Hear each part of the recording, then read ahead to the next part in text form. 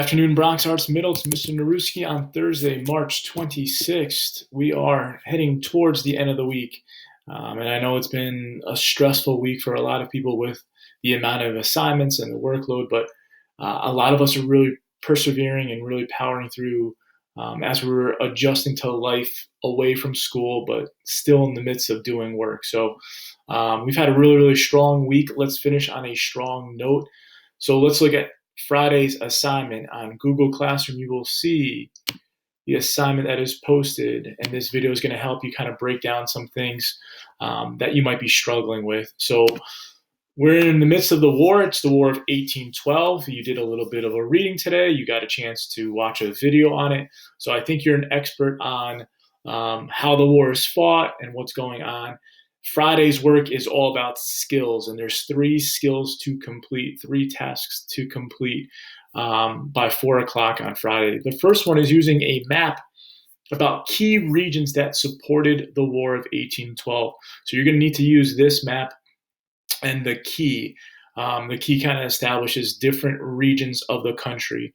The region of New England towards the northeast part of our country, the maritime and commercial mid-Atlantic states, states like New York, Rhode Island, close to the shores, Connecticut. Sometimes these guys get looped in. New Jersey gets looped in as maritime states. Then you have your agricultural states, states that require a lot of farming. Pennsylvania, lots of farming going on there. And then you have the southern area where you'll see them in that darker pattern. And then our country is expanding west, so states like Ohio, Kentucky, and Tennessee, they're considered the western frontier. Use the key, and you're going to try to figure out the answers to a few short response questions, and I think there's 4 of them. Please type your responses right in the space below, and remember, everything comes from the map, so it's a little bit of a skill-based assignment. Number 2, you're going to be looking at a couple of photos. Famous buildings in Washington, D.C. The 2 most famous sites, the U.S. Capitol building, where Congress meets, makes the laws, declares the war, and then the Executive Mansion, aka the White House, where the president lives. Take a look at those photos, the year that they were kind of created, the year 1812, what happened during the conflict between our country and Great Britain, and then what those buildings look like in the year 2020. There are 2 questions to answer based on those photos. And the last task is a different type of map. This map looks at a lot more of the battles and the events and the fighting that took place between the United States and Great Britain.